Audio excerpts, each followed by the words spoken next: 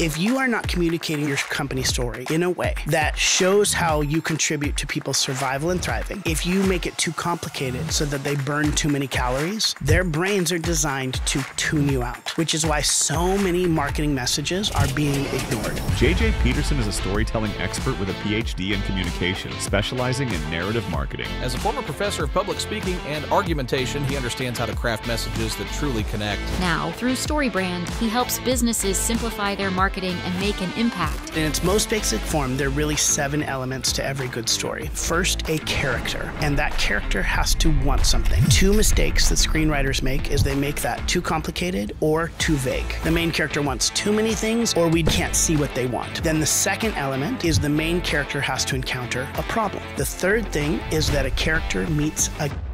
So those are really the 7 elements of a hero's journey. So what does that mean for us as marketers? Well, the very first thing is we need to understand that our customers are the hero of the story. In some peculiar way, we tend to be the hero as a company in our own story. And what we're doing by that is people can't see themselves, they won't experience narrative transportation, and therefore they won't be influenced. You have to speak in a certain way in order to get a message across, right? In part of my study in my narrative theory was around the idea of narrative transportation. The study of people's ability to transport themselves into a story. Well, what the research shows...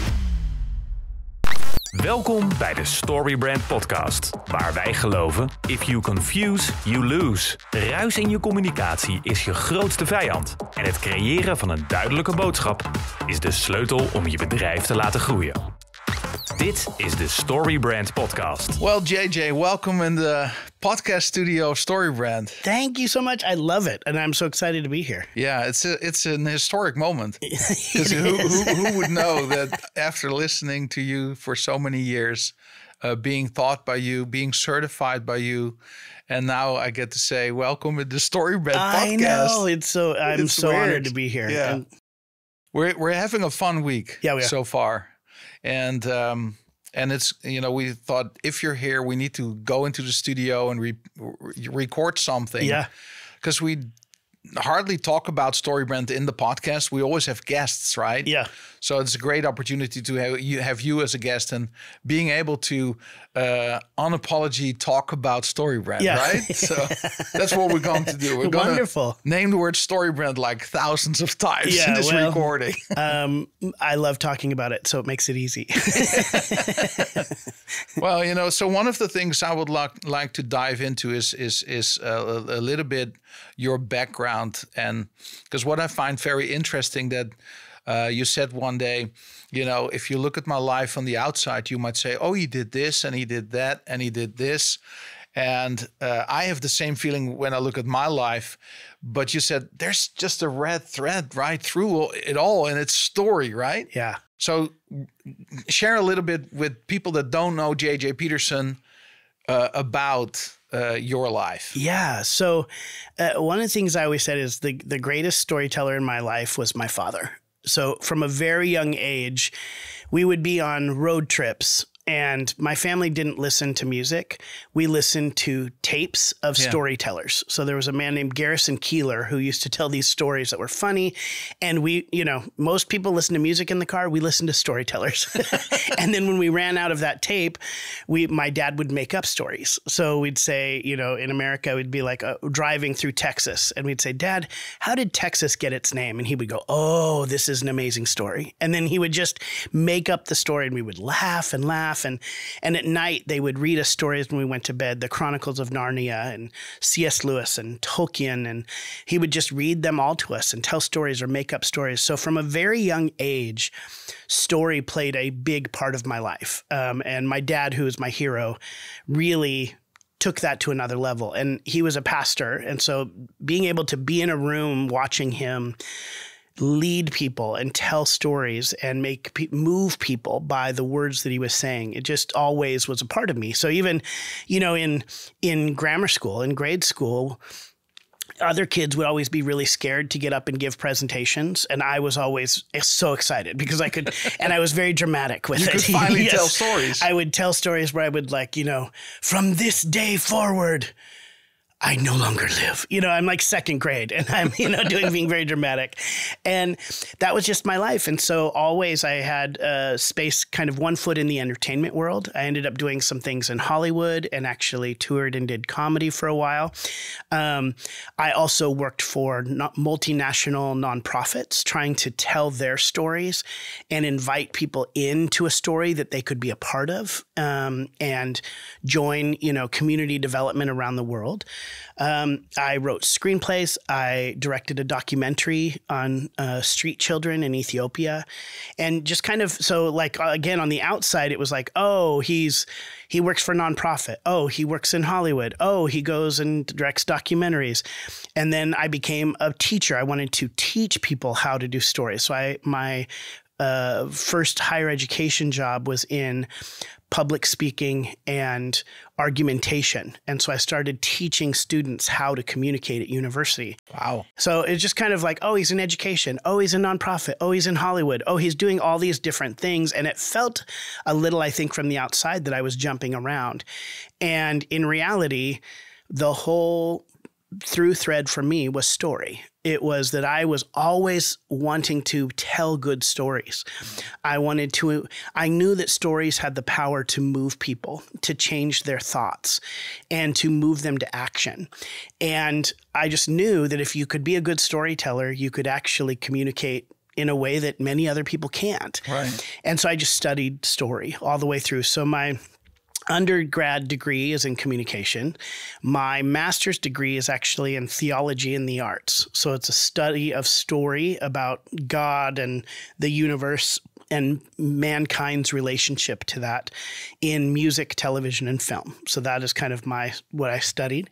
Yeah. My master's thesis was I wrote a 30-minute sitcom that was an exegetical tool for the Book of Ecclesiastes. Wow. So that's the kind of nerdy story things I did. And from all the books in the Bible, take that one. Yeah, right? exactly. The one that's so sad. Yeah. And then my PhD is in narrative theory and it's in communication. And then my study was specifically narrative theory and narrative marketing. And what I really wanted to understand was really the power of story to change people's minds. Yeah. How does it work? Because you saw the influence of story. Yes. And you felt it as a kid and all throughout your life. Why is it that we love stories, generally speaking, humans? Yeah. We love stories, right? We read books, we watch movies. Yeah. Why is story such a big part of our society? What I would argue is that story is a sense-making device. It helps us make sense of the world around us. So when you're telling a story, there's often a moral to a story, right? So if you're trying to explain something to somebody and you want to get the point across, a moral across to them, you take all of the pieces of information that are out there about this thing. So let's say the moral of the story is be kind to people. Yeah. Well, there's a lot of information out there about being kind. And what a story does is it really organizes those thoughts in a way that makes sense to our brain and gets one single point across. So you actually ignore everything else and you use the power of story to make sense of that moral or that point you're trying to make. Veel zakelijke dienstverleners kampen met onduidelijke processen, versnipperde informatie en afhankelijkheid van collega's. En dat zorgt natuurlijk voor een hoop frustratie en onrust op de werkvloer. Clientbox stroomlijnt je dagelijkse operatie, brengt overzicht en zorgt ook voor rust in je hoofd en in je team. Ga naar clientbox.nl/podcast en ontdek hoe Clientbox jouw bedrijf efficiënter laat werken. So the story changes the information into a different format. Yes. That the brain actually needs in order to make sense of it. Yes. C.S. Lewis, I'm going to butcher this quote, but he said, that myth or story, like a creative story, really allows you to sneak past the sleeping conscience, the dragon that is your sleeping conscious. So what he means by that is the idea is that when you try to make an argument with somebody, we almost all of us have this like dragon in our head that wakes up and is like ready to attack. Yeah. When you tell a story, you actually allow that dragon to go to sleep in people's brains, and you can sneak past it to make a point. It's called indirect communication versus direct communication. And so story has that power to allow people to let down their guards, to have a different way of thinking about things that doesn't create a sense of, attack almost. Very powerful, actually. And it's true in relationship, and it's also true in marketing. And so that's really what I studied. So you became obsessed with story. Yes. Beyond. You wanted to know everything about story. Yes. And then you began to teach story. Mm-hmm.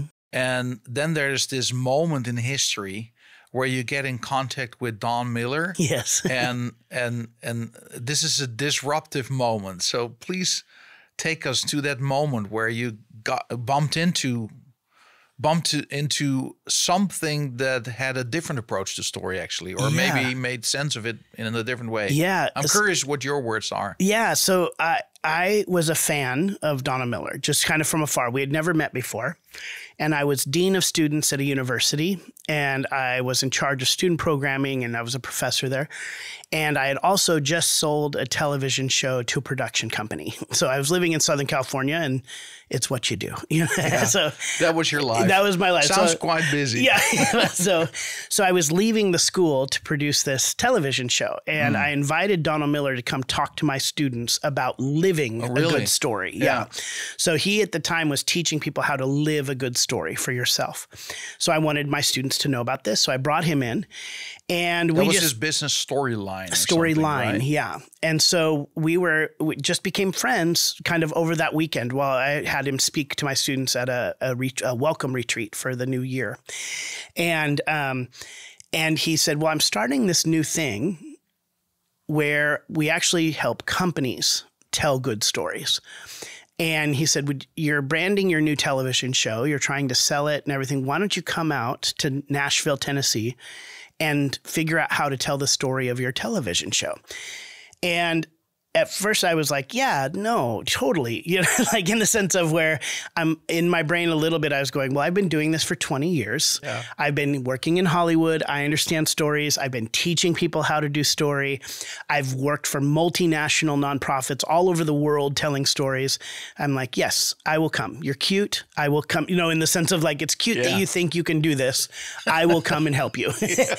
And I went to my very first Story Brand workshop, and my mind was blown, because what he taught in that workshop took all the things that I had been trying to do and study and teach for 20 years and put it in such a simple form that everybody could understand. And I began to see the power of story in a whole new way in marketing, and how to clarify your message, clarify your marketing so that people listen through the power of story. And it in that very first workshop, there's maybe 30 of us that were sitting around, and he was helping everybody. And for me, instantly it blew my mind.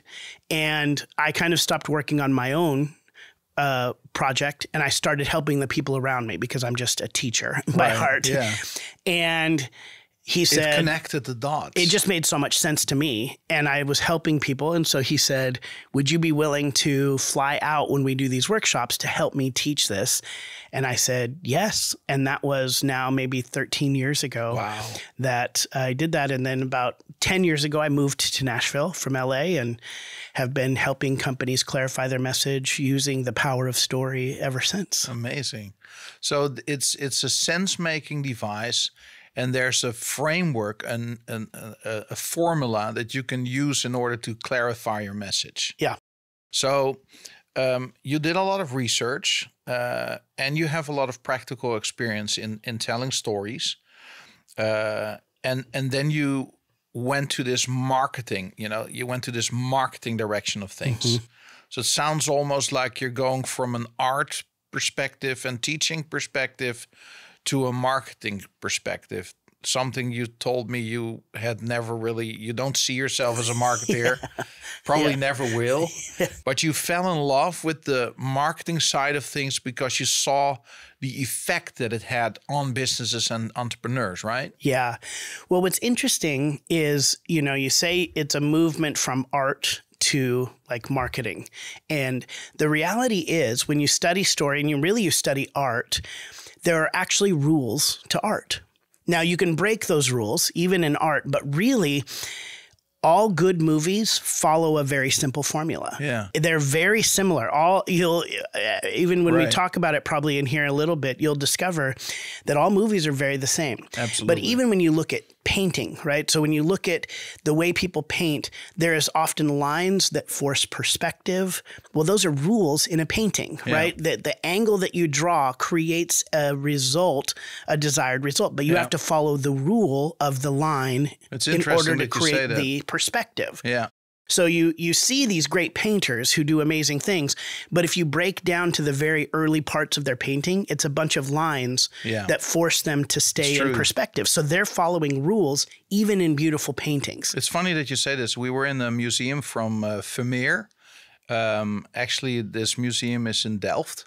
And upstairs, I think it's on the second floor, there is this painting of him where they've made a copy of his painting and then bring it back to those lines. Mm-hmm. So it's interesting that you say that even there, it's not by accident what's on the painting, right?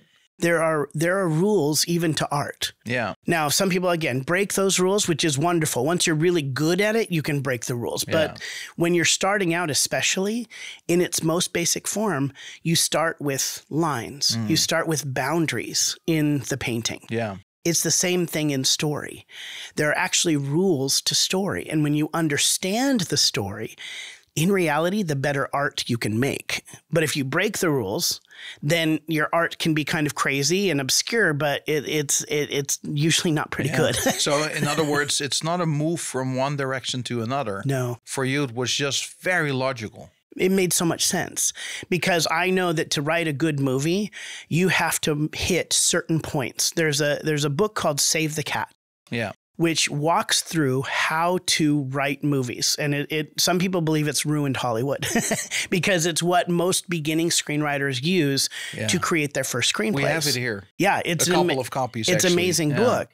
And what it does is it actually marks down what point you have to hit in the movie. So at this point, you need to have introduced what's called a save the cat moment, that is where the main character treats a cat or a child or an old person kindly so that we like them. In the beginning. In the beginning. Then there's a conflict moment. Then there's the climactic scene moment. There's all these moments that happen throughout a screenplay. But in Save the Cat, it actually tells you what page of the screenplay that needs to go on. Could you use the same for theater shows? It's a little bit different, but yes, actually, I would argue that there's still some of the same principles in that you have to hit these marks. It's maybe more of a 3-act structure, depending on what structure you use. Right. So even using that, when I say a 3-act structure, that's the rules that you adhere to in order to tell good art, right? So in Save the Cat, it says, on this page you do this, on this page you do this. Well, in a movie, one page equals about 1 minute of a movie. So when it says on page 9 you do this, that means in minute 9 in the movie, this is going to happen. In minute 12 in the movie, this is going to happen. So when you study films, you start to see those formula moments all the way through. Now, why that is important to understand is because when you follow those formulas, what it does is it creates what we call fidelity and coherency in a story. It means it forces the story to stick together, to make sense. And that's part of that system. When you break those rules, all of a sudden the story is out of order. It doesn't quite make sense. It doesn't make sense to our brain.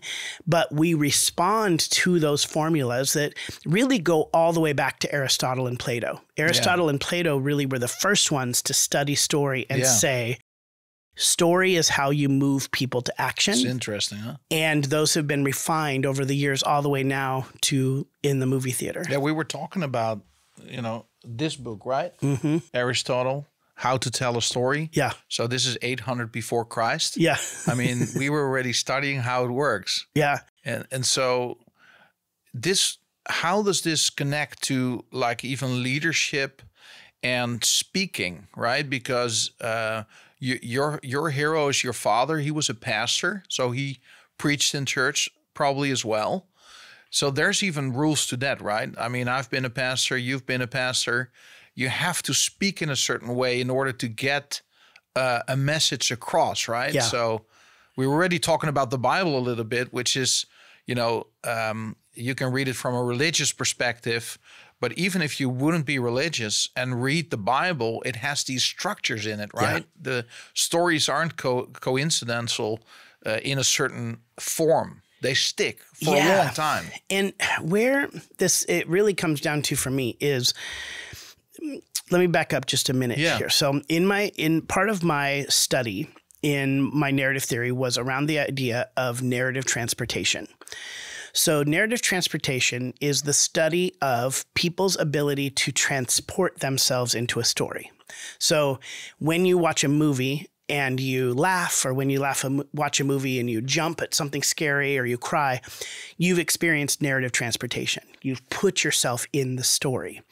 Well, what the research shows is that the more you do that, the more narrative transportation you experience, the higher level of influence that story has on your thoughts and your actions.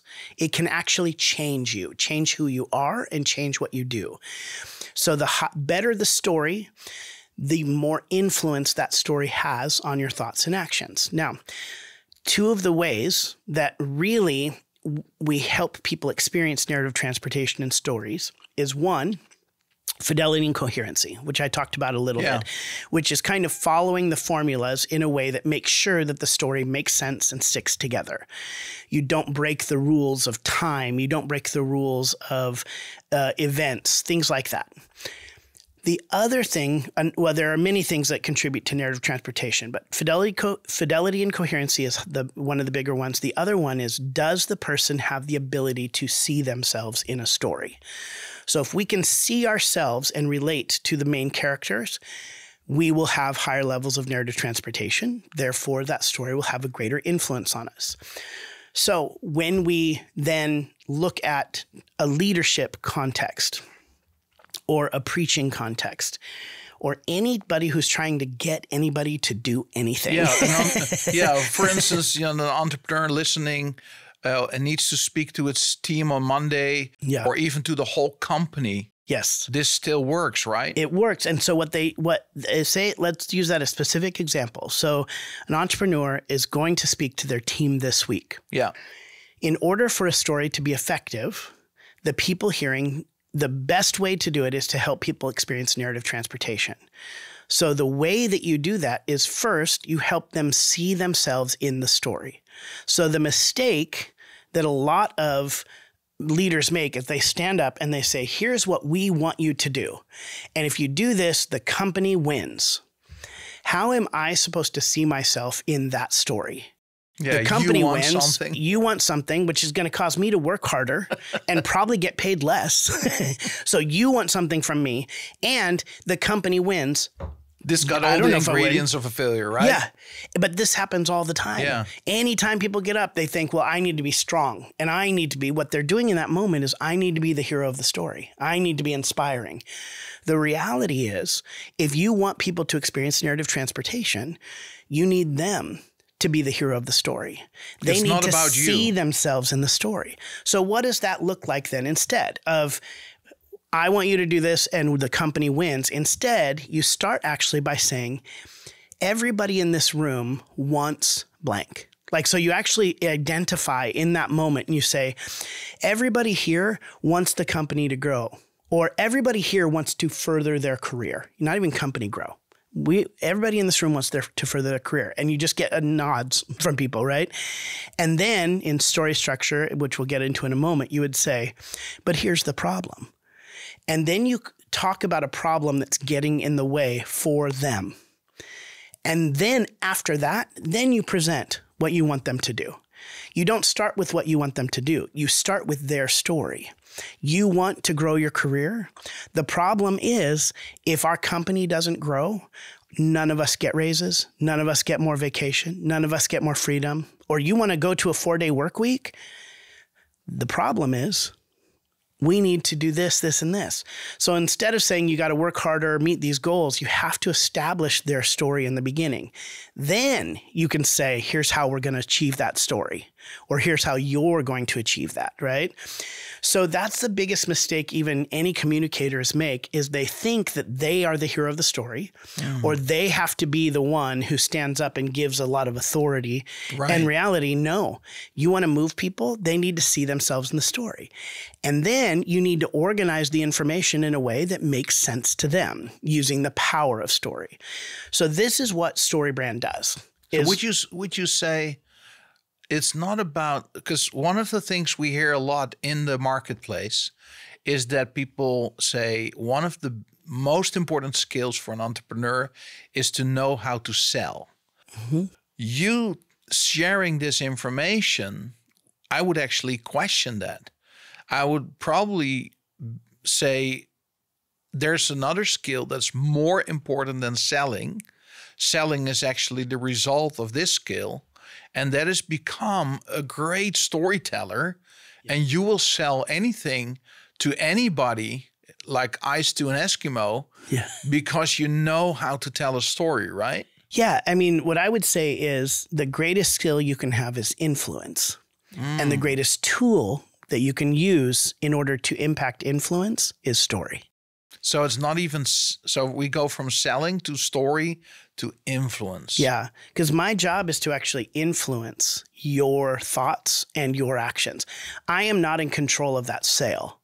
What I am in control of is the ability to influence you, to think differently, and ultimately to act differently, which leads to a sale. That sale is still on the customer. But my job is to influence your thoughts and influence your actions, not in a manipulative way, but in a way that invites you, if you're my customer, into a story that you get to solve your problems and you get to win the day. Now, the way you win the day is by buying my product, very simply. And so I then in that scenario, I'm influencing, I'm empowering, I'm giving information, and I'm actually putting the power back in the hand of the customer, which is a very scary thing for many people in business, because you're right. Most people think my job is to sell. And I would argue, no, your job is to influence. And the greatest tool you have to make a difference in the influence is story. So it's not by accident, like you talked about Aristotle and other big minds from the past, that they wrote books about how to tell a story and the brain. So can you dive in a little bit deeper? Because it's really interesting, right? To understand how the brain works and why it's so effective, why a story is so compelling to the human brain. Yeah. Well, again, I'll go back to what I said earlier. A story is a sense-making device, right? So every day you and I wake up and there's 5 million things that are going on around us. Like if you had to tell me everything that you did this morning, everything you saw, everything your children said, every moment, every detail, I would be so bored. And we would not be friends. Like we would be done, right? It would just be like, done. I understand. I've got to go. I'm cutting you off. More to do. But if you wanted, and so most stories, because there's too much information, I think they're boring. I can't understand what the moral is. My brain is tuned out. But if you more instead say, oh, my daughter this morning, this will be too bad. I almost went too negative. I was going to say my daughter this morning fell and cut her lip. Not too negative, but my daughter fell and cut her lip. Well, all of a sudden I'm like, oh no, what happened? Now there was a million things. You had coffee this morning, you had tea, but you wanted to tell me a story that one tells a little bit about your family, allows me to love your family a little bit more, but also makes it interesting. There's an interesting thing to tell me there, because what you did is you started with a problem, which is a storytelling technique. But otherwise, there's all this information out there, and it's very boring, and we're not going to be friends anymore. So why that works for our brain? So I'll just tell you now to answer your question. The brain is always trying to keep us alive. And really, there are 2 primary ways that the brain keeps us alive. The first one is our brain is always scanning our surroundings and looking for information that contributes to our survival and thriving. And anything that does not contribute to our survival and thriving, our brain actually tunes out. So when you walk into a football stadium and you don't know how many chairs are even in your section. You don't know how many lights are on the roof. You don't know how many people are there. And yet all that information is available to us.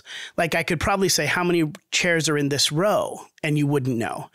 But I could ask everybody in that stadium, I could say, raise your hand if you know where the exits are. And everybody in that stadium would know where the exits are, or where's the food, or where's the bathrooms. Everybody would know the important stuff, the important things. That happens all the time in our lives.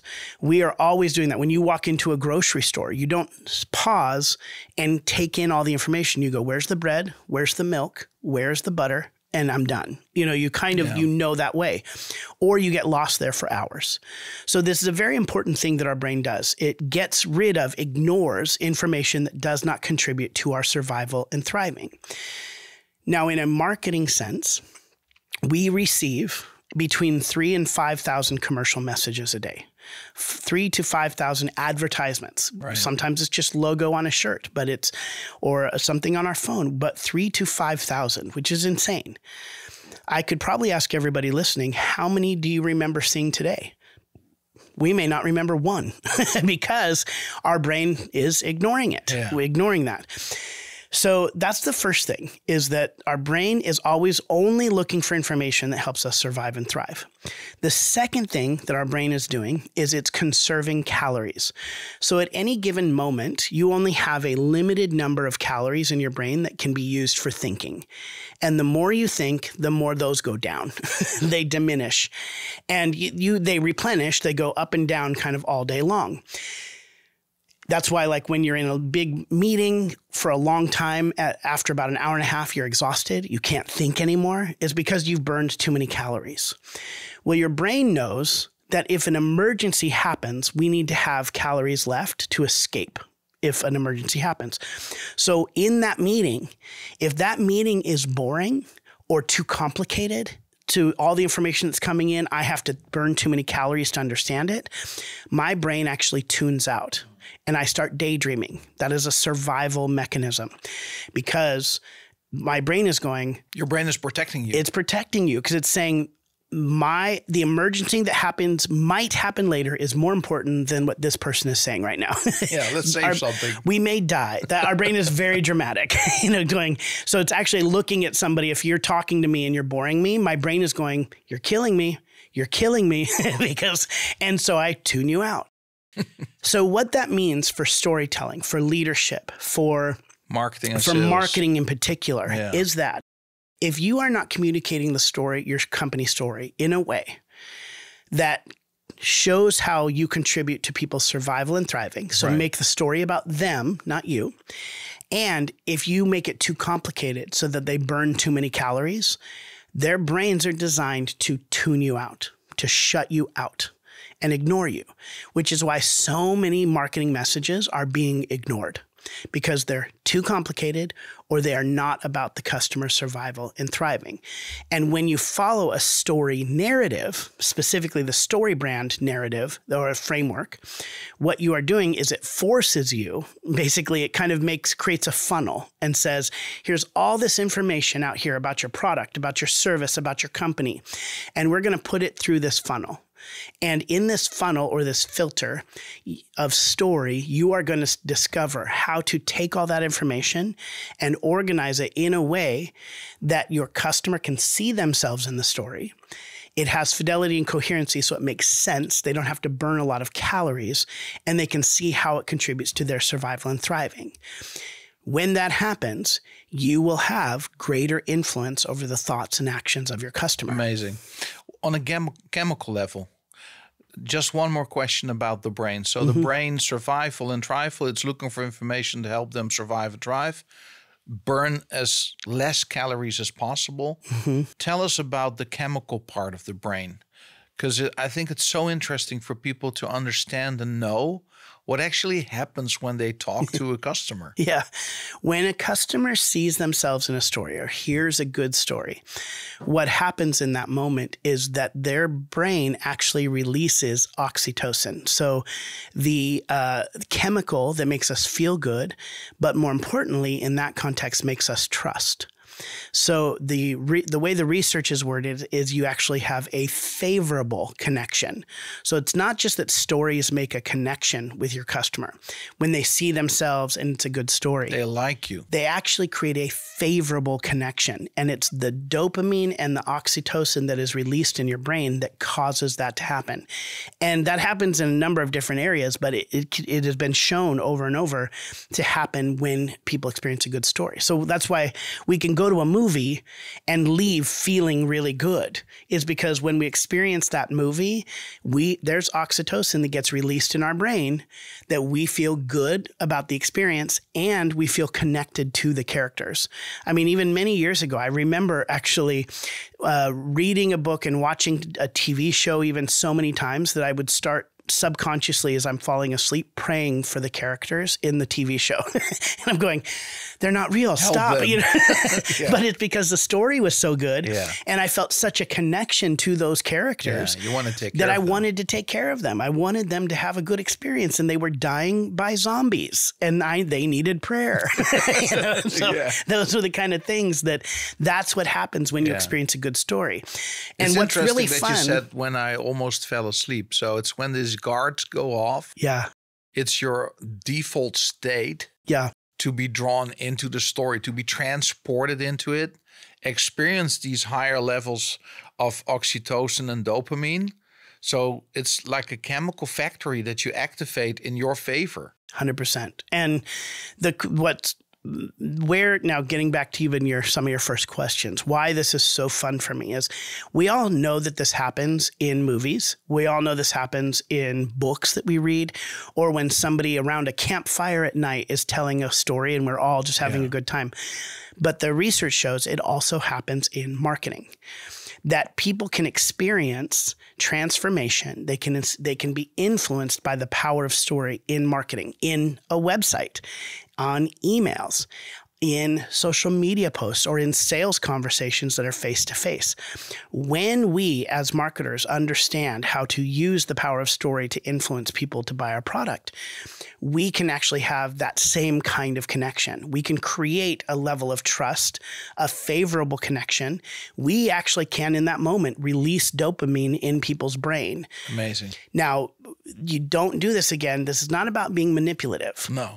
But if you have a product that actually helps people, Right. so evil people, stop listening, but good people who have good products, who actually, and this can be everything from, Nutella. Mm-hmm. Nutella makes my life better, right? Yeah, for sure. And if I didn't know what Nutella was, my life would be less. So Nutella needs to do a good job of inviting me to a story because that changes my life. It's interesting how you've said a couple of times now, invite people into a story. Yeah. Why is it vitally important for entrepreneurs, for marketeers, to understand the difference between telling a story and inviting people into a story for their brand? Yeah, it goes back to that narrative transportation, because when I tell my story, it is sometimes hard for people to see themselves in the story or understand how it contributes to their survival and thriving. When I invite customers into a story, what I'm doing is I'm positioning my product in a way that it's a part of their story that they're already living. So they get to be the hero. They can see how my product fits in their life, and they ultimately are more likely to buy the product. So that's what I mean by inviting people in. It's think of the story differently. Yeah. Most companies think I need to tell my story or we need to tell our story. That's not the case, because people will not see themselves in your story. You have to invite them into their story or a story where your product helps them win. That's the difference. All right. So you did your doctoral research. You dive really deep into narrative marketing and its effects. Could you share a key insight from your dissertation that really helped shape your approach to marketing? As I studied, some of the things that I really discovered are, first off, that story is not as complex as we make it out to be. And also that story is formulaic. That's really the biggest thing, is Story is a formula. And most people think when they think they need to be good storytellers, it means that they are funny or they are dramatic or they can captivate an audience. It means that they think of somebody on stage who everybody almost like worships, kind of thing. Yes, those are good storytellers. But that's a different level of storytelling. But true, basic, and I would say influential storytelling is actually very simple. It's much more simple than people think. And in the StoryBrand framework, what we really do is break it down to 7 elements. So let's dive into those elements, right? Yeah. Because so your most important lessons from the dissertation, or 2 of them are, like you said, it's very simple. Mm-hmm.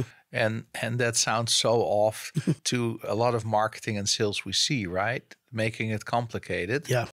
I heard you say before, maybe this is the hardest for the smartest. Yeah. The smarter you are, the harder this is sometimes. I work with, very large companies, all the way up to, say, somebody like Microsoft, all the way down to an individual accountant and everything in between. And sometimes the hardest companies to work with are universities because they're so smart and they're so nuanced. Yeah. And I just go, no, you can't be this smart. They will ask, what's the deeper meaning behind this, right? And, which is wonderful. It's a good question. But what they're doing when they do that is they're making the story too complicated. Right. They're causing their customers to burn too many calories, and they aren't positioning their product in a way that customers can easily see how this is. So we need to keep it simple. Yeah. So that's maybe a key for any business, any marketeer. Don't make it complicated. Keep it simple. And the good news is, we can follow a formula. Yes. So we don't have to be a good storyteller in intuitively knowing how to do it, but having the discipline to come back to the framework and use it. So could you please take us through this StoryBrand framework? Yeah. So this is story in its most simple form. There, if we were writing a screenplay, there may be 32, 42, 46 kind of points we have to hit. Yeah. But in its most basic form, there are really 7 elements to every good story. And I'll kind of ask everybody listening to put on your screenwriting hat right now. Just kind of think in terms of movies, and then we'll get to marketing. Basically, in every good story, there is first a character. And that character has to want something. For it to be a good story that makes sense to people, that is organized, there has to be a character who wants something. 2 mistakes that screenwriters make is they make that too complicated or too vague. So the main character wants too many things, or we can't see what they want. But a good story, the main character wants one thing. Jason Bourne wants to know his identity. Katniss wants to win the Hunger Games. Luke Skywalker wants to become a Jedi. I mean, we can say from the very beginning, this is what this character wants. Then the second element that happens that makes a story interesting is the main character has to encounter a problem. And if there is no problem, there is no story, because the story really gets interesting. The hook of a story is the problem. So if you and it's like I said, if you're just telling me all the details that happened this morning in your life, boring story. You're a boring person. This is a boring story. But you start with a problem of my daughter fell and she cut her lip. Now I'm going, what happened? I want to know what happens. That invites me. It hooks me. That's a big key. Those first 2 things are really important to making the story great from the beginning. Understand what a character wants, and then give them a problem. Then the third thing is that a character meets a guide, somebody who will help them win the day. So Yoda in Star Wars, Obi-Wan Kenobi, Gandalf, Dumbledore in Harry Potter. These are the people who are older and wiser who help the hero win. And this character is really the strongest character in the story. They help the hero win. They've been transformed already. They've already won the day. They don't need to prove anything. So they are just there to help the hero with their wisdom. They were a hero. They have become the guide. Exactly. They know it's no longer their story. It's the hero's story. Then the guide, the fourth thing is the guide gives the hero a plan, which is almost in every movie you hear the words, what's the plan? Or here's the plan, because we need to see as an audience that there's a clear path forward for the hero to win. Then the fifth element is there is a moment that the hero must be called to action. So there's often a time bomb that is going to go off or a countdown, like in 7 days, this is going to happen. It pushes the hero to act. And then we have stakes in the story. The last two are the stakes, the positive stakes, success, or the negative stakes, failure. So we know what the life will look like for the hero if they win the day, that is success, or if they fail the day, that's failure. So those are the 7 elements. That's almost every movie you've ever seen. A character who wants something, who encounters a problem, who meets a guide, who gives them a plan that calls them to action that results in success or failure. And there's an 8th one, which we'll get into a little later. Yeah, it's kind of the story arc. Right. Yeah, so it kind of encapsulates the whole story. Yeah. So those are really the 7 elements of a hero's journey. Nice. Now, let's take our screenwriting hat off and put our marketing hats back on. So what does that mean for us as marketers if we're inviting customers into a story? Yeah. Well, the very first thing is we need to understand that our customers are the hero of the story. Right. They need to see themselves in the story. I would say that's the biggest paradigm shift in the whole book of StoryBrand. Yeah. Yeah. In some peculiar way, we tend, from a natural perspective, to be the hero as a company in our own story, right? Yep. And what we're doing by that is people can't see themselves. They won't experience narrative transportation, and therefore they won't be influenced. So, but if we start with that the customer is the hero, we need to create talking points in the story, identify, and very clearly state what is it that our customer wants.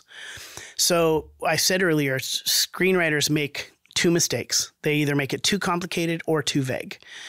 So too complicated is that the main character wants too many things. So in your marketing, if your customer they're looking for a business coach to help them grow their business, and your website says, I'm a business coach who helps you grow your business, but I also help you lose weight, and I also am a plumber, and I also, right, you start doing all these things, we've lost the plot of the story already. Because what's happened is that person, we can't identify as the customer that, oh, I don't need all of those things, so that's not my person. I am not going to trust them. It has to be one thing. Business coach who helps you grow your business. So you need to identify that. The other part, a mistake that business coaches would make is on their website, they might be too vague. So they say something like, I help you climb the highest mountains. Yeah. What does that mean? Reach your top. Yeah. Are you a Sherpa? No, that's no. Don't confuse your customer. So the first talking point and what we do is we use a brand script. We call it a brand script, and we just write down these elements of the story for our customer. So what does your customer want? Make it very clear. Then what problem is your customer experiencing? The only reason why customers are paying attention to you is because you solve a problem for them. If you don't solve a problem or they can't see that you solve a problem, they don't need you. If I have a headache, I'm looking to aspirin. I'm not looking to something else. I'm not looking to something to fix my stomach. I'm not looking for cough syrup. I'm looking for aspirin. Because we know aspirin solves headaches because they've told us that. They've planted that in our brain. Over and over. So that's what you need to do. You need to talk about your customer problem. So write down what problem is my customer experiencing.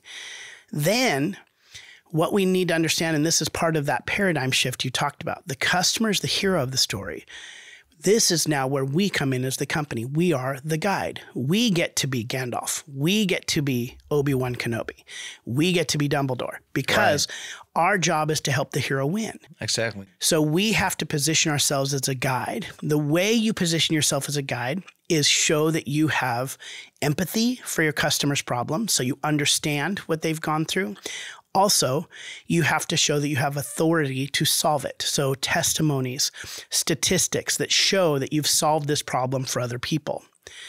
Then you have to give your customer a plan. What does it look like to work with you? Show them that it's very simple and easy to work with you. Then you have to have a clear call to action. What is the thing that your customer must do in order to purchase your product? So is it buy now? Is it shop now? Is it schedule a call? Something that's very, very clear that your customer can do in order to purchase your product. And then lastly, you need to put stakes in their story. what happens in their life, cast a vision for what can happen in their life if they buy your products. So they're going to save time. They're going to make money. They're going to grow their business. They're going to have more time with their family. That's all success language. Or failure, that their pain is going to continue to exist and it might get a little bit worse. You're going to work harder and get less results. That's failure language. You're going to keep being stuck in your business.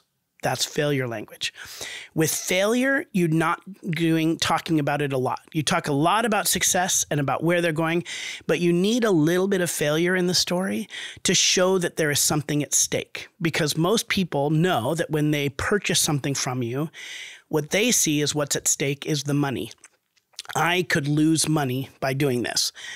What you're doing by putting a little bit of failure in the story is showing them that inaction can also be dangerous. You have a headache. If you don't take aspirin, your headache may get worse. If that's true, you want to tell your customer that because inaction is also costly. Yeah. But what most customers think in their own story is, my action could be costly. I'm going to give you $50 and not get anything for it. You're going to pay a price. Yeah. But if you do this, the price is actually better. Exactly. It's almost like a guarantee. So that's what we do with companies, is really help them first understand how story works. So some of the stuff I've been talking about is I go in and you go in. I mean, we do this. Yeah. I do this mostly in America. You do this here. And we teach companies the power of story, why story is important and how story works.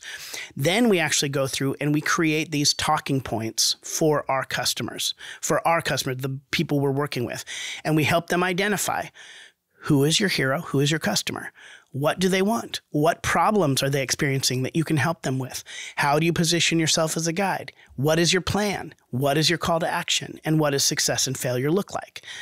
Once we establish those talking points, we know from just the basic thing that what that does is it solves everything I talked about earlier. It makes sure that your customer can see themselves in the story, that they understand how your product helps them survive and thrive. It organizes all the information in a way that they don't have to burn any calories, and it allows them to experience narrative transportation in whatever copy you create, whether it is a website, an email, social media post, or one-on-one sales conversation. And ultimately what that does is give you more influence over their thoughts and actions, and you see better results. So we take that, and then once you have that foundational story, then you make sure that's on your website, in emails, it's everywhere. It should be in all of your marketing. You can use it as a foundation. It's one of the most wonderful things to experience, to be able to teach somebody the framework. Then they start using it, and then they get results. Yeah. When I first read the book, I was flying to Phoenix, Arizona in 2017, November. I still remember it was a Keep conference, and we had a marketing agency. We're a partner with Keep, and they had asked me to speak at their conference, and the keynote speaker was Don Miller. And so I had never heard of Don Miller, and I saw he was from StoryBrand, which I thought was a very interesting name. And so I Googled you guys, and I found your book. And so I took it in the airplane, read it, and for me it connected a lot of dots, a lot of questions actually, because we saw people in our company, in our marketing agency, that, you know, a couple of them were immediately successful when we did what we did. But the biggest chunk of customers, we were actually searching and tweaking and testing and trying and changing things. And within a few months, and sometimes a little longer, like even 6 or 12 months, depending on how deep their pockets were, they gave us permission to keep doing that until they had results.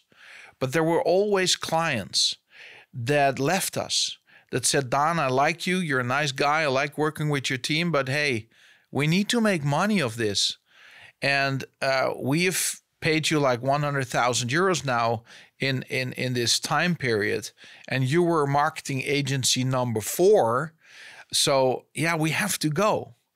And I would lay awake from that because, you know, I take that not personal, but in a sense like I feel responsible if somebody, because, you know, I always go back to the first moment we fell in love with each other with the client. We both really thought, based on a strategic co-creation session, we were going to make a difference. Then if you don't make a difference, you know, it keeps me awake. I felt like, how is this even possible? Why weren't we able to predict that this was not going to work and they would not want to become a client, or they would have to change something in their approach, or we had to change something in our approach. And reading the book in this airplane, it's not the biggest book, you know, and it reads very easy. So I finished it on the plane, and I felt like, I think this is the answer. Because what we never did in our marketing agency is say to a client, we first have to fix your message. They wanted us to fix their issues with their marketing and felt like we are the expert, we know, but we didn't know story. And we didn't know the formula, the framework. And so I was really skeptical because American people, in my opinion, I mean, it's the country where sales and marketing has really grown. Like, you know, one of my older colleagues always used to say, marketing comes from the word getting the market. And so we know about advertising in New York and agencies. And so America to me is like this free entrepreneurial spirit where we get a lot of these frameworks from. But I had spent a lot of money on a lot of frameworks and certifications and programs and online courses, searching for something that would work. And so I don't know if I ever told you, but I told Dawn when I flew to Nashville in December 2019. So 2 years later, we had tested it in 15 countries because Keep made us do the implementations of their software through Zoom sessions in all those countries. Long story short, it works. It works very well. And I'm so happy that we got a chance to use it for our clients in our agency first and then become StoryBrand the Netherlands. Now, you've worked with eBay, Twitter, Boeing, companies from Warren Buffett.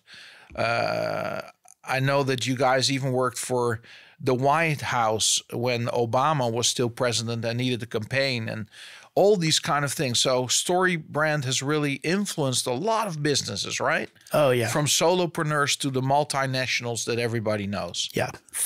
Tens of thousands, yeah. And people ask you to come back again and again and again. Some of them almost have like a, a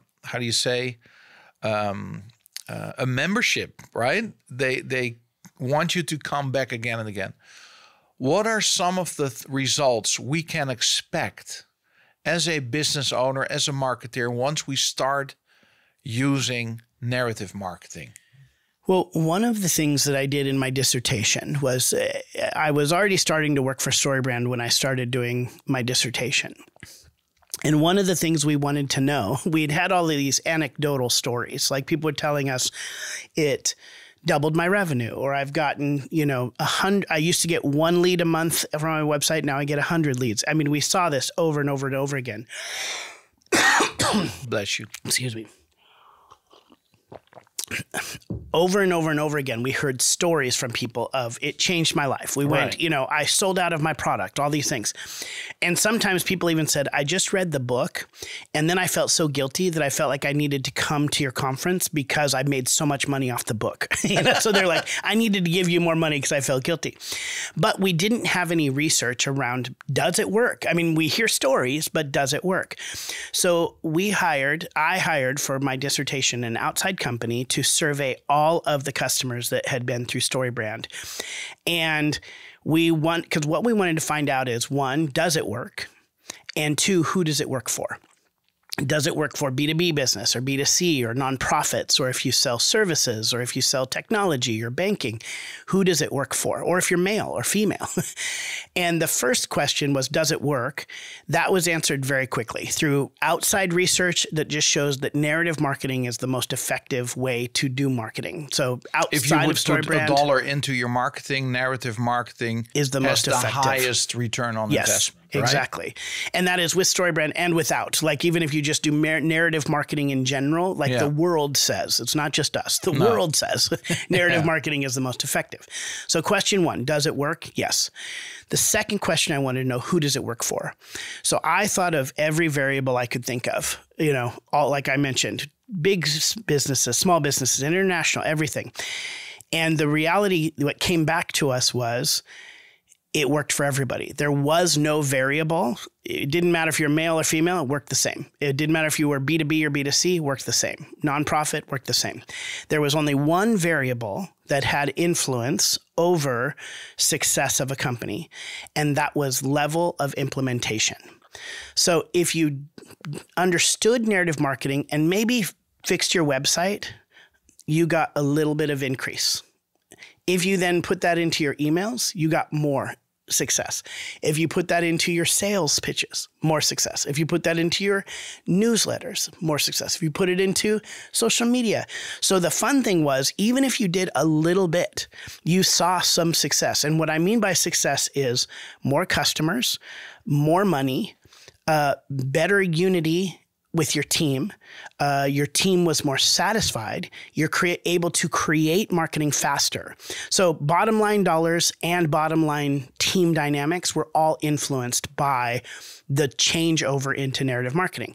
And again, if you did it a little bit, you saw success. The more you did it, the more you implemented it across the company and across the team, you saw even greater success. That was the only variable. It worked for everybody. So that's the kind of thing where, yes, every industry is different and every company is different and every product is different. So the results may be a little bit different depending on who you are and what you do. But the research shows everybody will experience some level of success by implementing, and the more you implement, the more success you will see. Awesome. One of the things that frustrates me, I don't know how we've never discussed this actually before, but one of the things that frustrates me about StoryBrand is that people read the book and they think they can do it themselves. And they say, thank you for the book. And I've implemented StoryBrand. And then we go and look at how they've implemented. And I can clearly see they've not avoided the mistakes that are so common to people who do this for the first time or not on a daily basis. It really takes practice to make something look easy. Do you understand this frustration where you say the framework is so... I mean, I'm blessed when people buy the book and implement it right? Well, it goes back to that implementation of where if people buy the book and change some small things on their website, I genuinely believe they will see a difference. Absolutely. They're going to see a difference. They're going to start thinking about the way they talk about their customers even differently. Yeah. So the book would be, I would say, one level of implementation. So you'll see some success, but it might not, if you don't go all the way with it and you don't practice or work with StoryBrand specifically or work with a StoryBrand certified guide, you may not see the full result. And so part of it is being a guide. This is all kind of part of it, is that if we are really the guide for our customers, we want our customers to succeed. Yeah. Not all of them can come to a workshop. No. Not all of them can hire us to come in to do private workshop. So we want to give them as much information as we can and try to set them up for success, which is why we gave them the book, the StoryBrand book. And then the second book was Marketing Made Simple, which is basically then how to take that information and start putting it into collateral. And when you read both of those books together, again, that's another level of implementation where you start to Yeah, we have it here, right? doing more. We did translate that one into Dutch as well. Yeah. So you would say first read StoryBrand. Yeah. Level of 1 implementation. Yep. Then read Marketing Made Simple, which goes further into implementation on how to do it. That's level 2. Yep. So you see it as levels, right? Yes. And then, you want to then really professionalize your business with StoryBrand. come to a StoryBrand workshop, or come hire the team to come in and work with everybody on your team. Maybe you've read the book and understand it as the owner of the business or the leader of the marketing team, but you want your whole team to understand it. And you want to create a brand script with people who've done it for a long time. Hire StoryBrand to come in. And why I can say that, why I'm sitting here and I can easily say without being aggressive or being apologetic is, no, I believe you buy the book, it's going to make a difference. Right. I believe if you come to a workshop, it's actually going to make another level of difference. You bring the StoryBrand team in to work with your whole team and implement it across your entire business, all your sales people, all your marketing people, it's going to make another difference. I've seen it over and over and over again. And so I can be, in some ways, if I would be a bad guide if I didn't tell customers that. Because if I genuinely believe this has changed my life, it's changed the lives of so many businesses around America and around the world, that I want to share that and say, and I'm not pushy about it. It's like, if you're not ready for that, read the book. It will change your life. What are some of the, if you would have to mention 1, 2, or 3 major mistakes people make? So they have read the book, level 1 or level 2 implementation. What are some of the things you see go wrong? Because you probably get hired a lot by companies that started out doing it themselves. The biggest thing is they overcomplicate. They make it too many things. So somebody will say, almost every company we work with, I don't know if you get this, but every company we work with will come and say, now I want to work with you, but we're very unique. I hear that every time, and I don't tell them you're not unique, but I just say, yes, you are. Yes, you are. And we will work with you uniquely. Nobody's unique. I'll just tell you that right now. The reality is they all kind of deal with a lot of the same problems in my world. They're unique in a lot of other ways, they're specialist human beings. We love them. But when it comes to messaging, nobody's unique in this. No. And the biggest thing is they make it too complicated. And what I mean by too complicated is they'll say, well, our customers want 20 things. They want this, and they want this, and they want this. And then I'll say, okay, but what do all of them have in common that really you help them with? And they say, well, we provide them security software for their company. I go, yes, that's it. They go, but they also want to grow their business. They want to do all this. And I'm like, yes. But in the story you're inviting them into, they want security software for their IT department. That's it. Don't say anything more. No. Don't say it's the most trusted in the world yet. Don't say that we are the most complicated, or that it has unique intellectual properties or patents. Don't say any of that. You're confusing them. Just say IT software to protect your technology. Be known for one thing. Exactly. Yeah. So that's the biggest mistake people make, is they try to tell me they want all these things. I go, yes, but your story can only be about one thing, because it causes them to burn too many calories, and nobody can then see themselves in the story. Right. The second thing I would say is when it comes to success and failure in the brand script, oftentimes people make the success and failure about the company, not about their customer. What I mean by that is, when you are only talking about the features of your product, you're talking about the company. What do the features get the customer? So if you say, well, we have exclusive software, that doesn't mean anything to me. But if you say, we give you the advantage because it's exclusive, now it's about their success. So we say exclusive, that means nothing. But what does that mean for them? It means that they get an advantage because their competitors don't have it. Okay, now that's talking about the customer's success. So moving from talking about features, which is about the company, to benefits is about the customer. That's success. So those are, or sometimes I'll get a brand script and people will say, success is they give us referrals. And I was like, no, that's your success. What's their success? Their business grows. There we go. We just leave it at that. We don't talk about our success. That's our story. That complicates things. It lowers narrative transportation. Make it always, always, always about your customer. Wonderful. This is awesome, and we could talk for hours. Yes.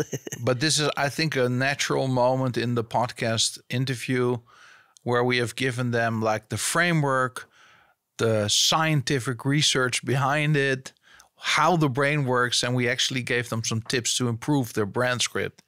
Now, two of the questions I always ask when people come to this studio is one, if all the billboards, and let's say the Netherlands, but you may also say America if you want to, but if all the billboards in the world or in the Netherlands or in America would be yours, what would be a message that you would like to say to people? What is one of the things you keep coming back to?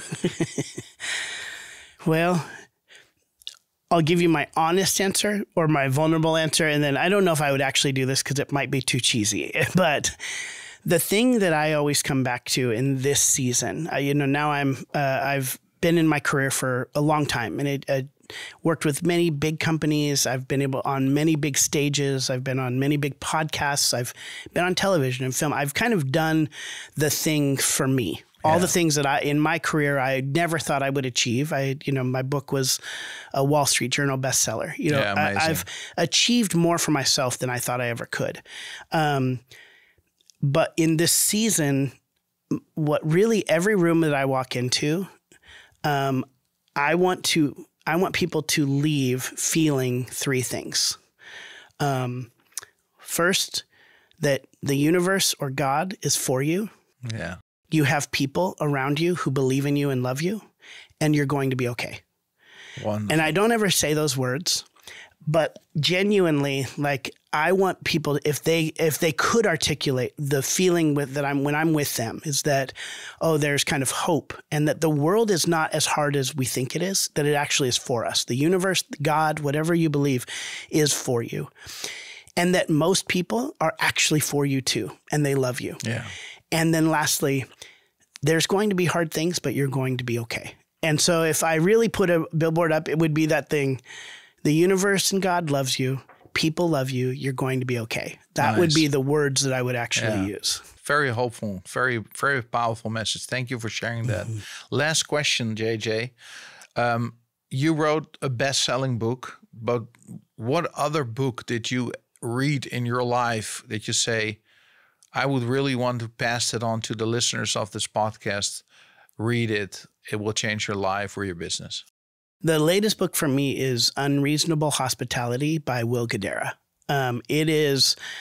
He was a very successful restaurant. He ran restaurants and actually built what ended up being the number one restaurant in the world in New York City. It won best restaurant in the world. And the way that they did it was by innovating, because you have to be the number one restaurant in the world, you have to innovate. You have to add something to the environment. And the thing that he innovated was hospitality.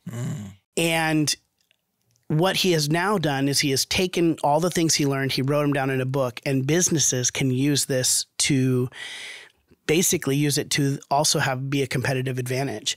And I genuinely believe if companies have a clear message, a clear story that they're inviting their customers into, so their marketing is good and their message is clear, and they treat people well with hospitality, that I think every business, that is your competitive advantage, your message and how you make people feel. Because everybody has this, similar products, and somebody is always going to probably come along and build a faster, better, cheaper product than you. Right.